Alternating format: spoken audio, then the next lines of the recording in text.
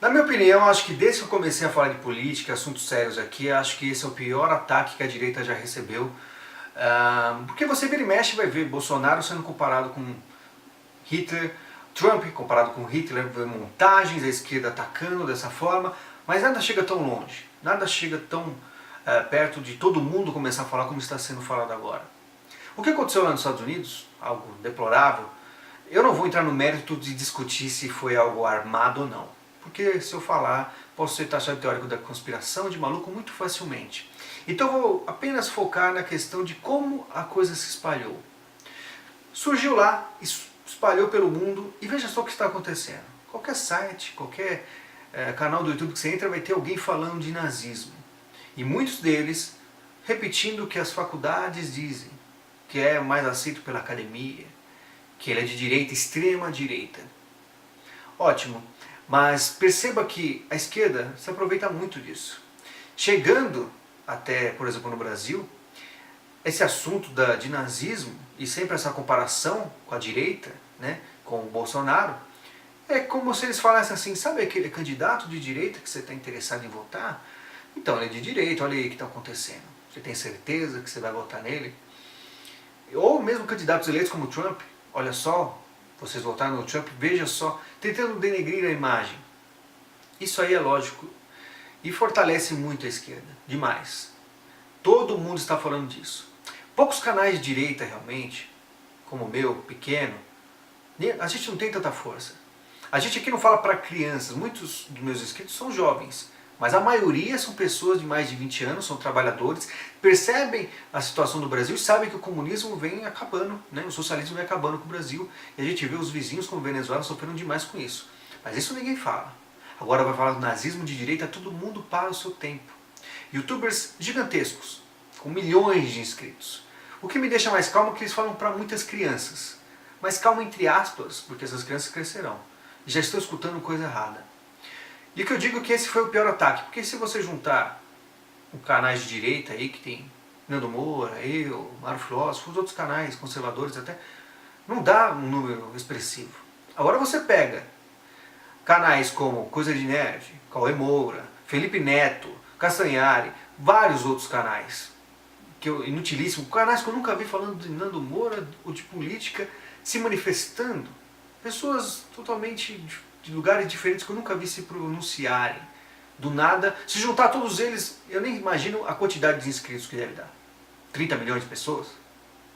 Ou seja, um ataque absurdo, e eles se uniram a partir do vídeo do Coisa de Nerd, que temos que reconhecer foi bem estruturado, né?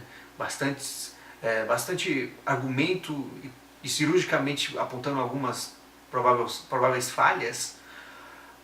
Ele também, depois de 20 minutos de vídeo, não fez uma comparação direta e falando, olha, o nazismo, e se você fazer um paralelo, você vai ver muitas similaridades, muitas coisas parecidas entre eles, até demais, em praticamente tudo.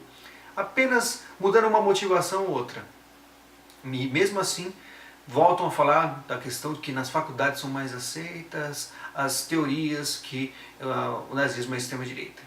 Mesmo nós sabendo que aqui no Brasil, se você perguntar para qualquer professor de humanas, ele sempre vai ficar do lado da esquerda. Porque o Brasil é um país socialista que culturalmente já foi doutrinado a isso. Então você pega Karnal, Cortella, todos você percebem alto nível de esquerdismo nos discursos.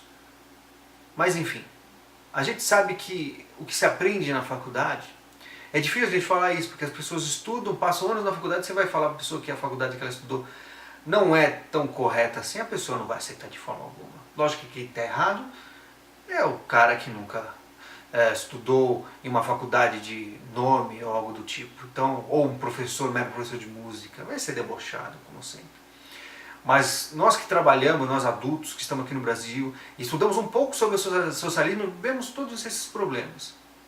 Canais dizendo que comunismo não pode ser proibido, e nazismo pode. É a mesma coisa se você for entrar numa festa, o cara vai te revistar, vê você com canivete. Ah não, com esse canivete você não entra.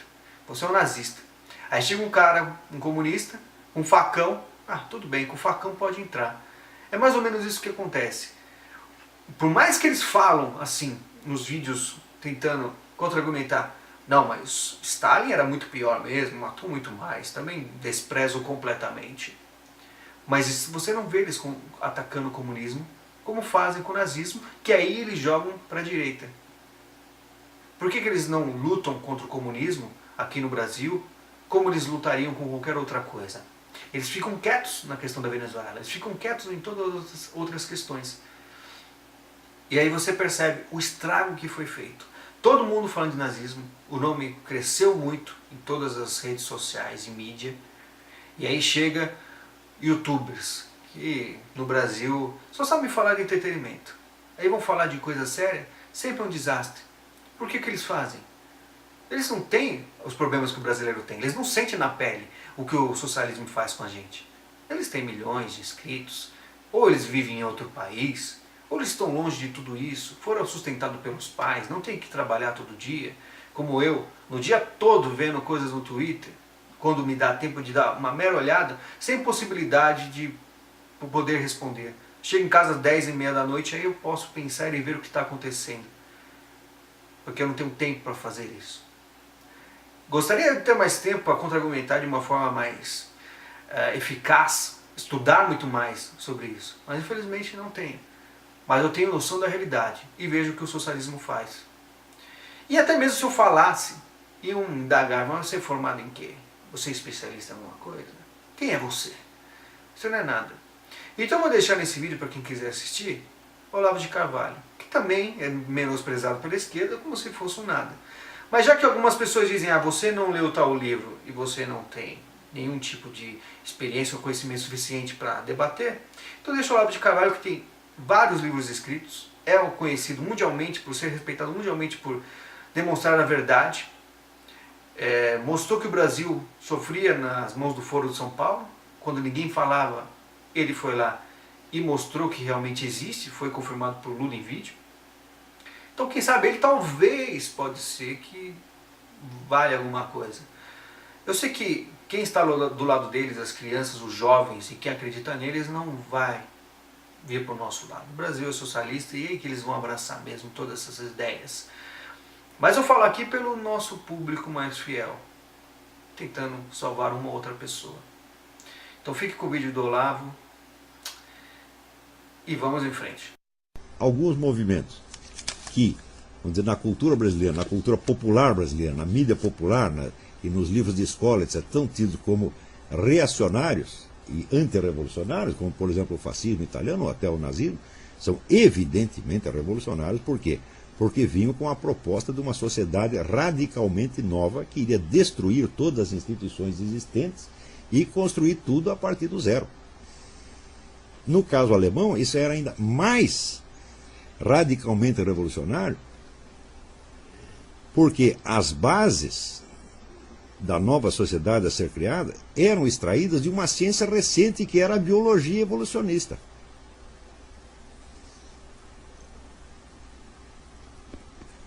Então, faz favor para mim, pega esse livro vermelho que está embaixo dessa pilha.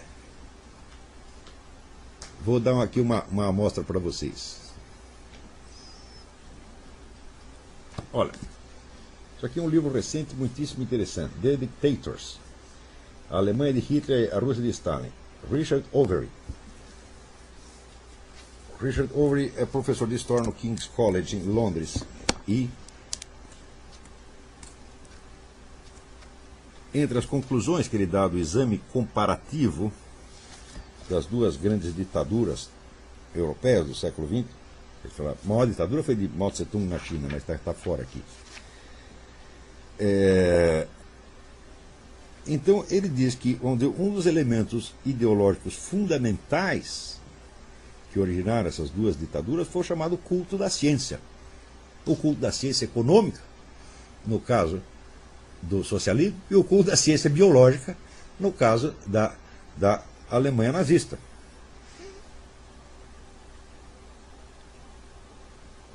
Então, as raízes científicas da ditadura alemã podem ser encontradas nas ciências biológicas. O desenvolvimento de uma biologia social popular no fim do século XIX, associado com o trabalho de Ernest Haeckel e de muitos discípulos, note bem que Ernest Haeckel não era um discípulo distante, ele era o segundo no comando da escola evolucionista, era o colaborador, ele e Thomas Huxley, que também eram racistas, eram os colaboradores principais de Charles Darwin. E o princípio racista e o princípio da destruição das raças inferiores está afirmado claramente pelo próprio Charles Darwin. Tá certo? Portanto, a teoria evolucionista aparece mesmo como uma teoria genocida, bem de tipo nazista, desde o início, não é que foi transformada nisso posteriormente. Né? Construir uma visão do mundo baseada em preservar a raça ou nação como uma espécie pura e exclusiva. Mas, note bem que Charles Darwin, ele diz, por exemplo, que as leis modernas feitas para proteger os mais fracos, os doentes, etc., etc., são anti-humanas, porque elas contribuem para a decadência humana. Então, para ele, o que tinha que fazer com os pobres, com os doentes, etc., deixar tudo morrer, porque isso favorece, vamos dizer, o melhoramento da raça. Isso quem inventou não foi Haeckel nem Thomas Huxley, foi o próprio Charles Darwin. Então, isso era uma ciência, entre aspas, muito recente, e o nazismo incorpora tudo isso. Tá certo? E promete criar uma nova sociedade baseada, então, nesta biologia. Quer dizer, essa é a proposta revolucionária, 100% revolucionária. Tá certo? Note bem que ainda, vamos dizer, a afinidade, o parentesco entre o nazismo e o socialismo não vem só disso, vem também, vamos dizer, na área econômica, mais dois fatores. Na área econômica, o nazismo era evidentemente um socialismo, proclamado como tal durante toda a década de 30, quer dizer, é um processo de estatização da economia. Apenas os nazistas e fascistas, que eram um pouco mais espertos em economia do que os comunistas, já tinham percebido algo que o próprio Karl Marx sabia que os comunistas pareciam ter ignorado, que é que a estatização completa dos meios de produção é impossível, que você tem que resguardar uma área de economia privada, senão a coisa não funciona. Eles sabiam disso. Então eles não queriam estatizar completamente a economia. Eles estatizavam 70% e deixavam 30% na mão de 5 ou 6 grupos monopolísticos, que por serem poucos fosse mais fácil de controlar pelo governo, colocando, como dizia o próprio Hitler, colocando o empresariado de joelhos. Tá certo? E o segundo ponto de afinidade é o seguinte, é que a Alemanha só se tornou uma potência militar capaz de ajudar o mundo porque a Rússia ajudou nisso secretamente desde 1922. Tá certo? Isso aí é uma coisa bastante comprovada no livro da historiadora Tatiana Bushuyeva, que chama The Red Army and the Wehrmacht, quer dizer, o Exército Vermelho e a Wehrmacht, que é o exército alemão. Então, desde 1922, a Rússia cedeu parte do seu território para que a Alemanha fosse se rearmando e criasse um exército, sem que o restante da Europa soubesse. Se não fosse isso, jamais teria tido Segunda Guerra Mundial. A Alemanha jamais teria podido crescer militarmente. E esta cooperação continuou e se intensificou depois da ascensão do Hitler ao poder. Por quê? Porque Stalin, que não era besta, ao contrário de tantos comunistas, ele sabia que o nazismo era um movimento revolucionário. Só que achava que era um movimento revolucionário inferior ao comunismo.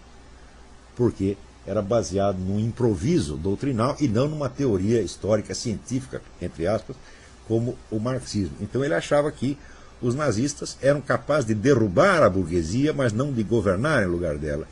Então a ideia dele, literalmente foi a expressão dele, nós vamos usar o nazismo como um navio quebra-gelo da revolução. Eles vão na frente, destroem tudo, e eles ganham e nós levamos.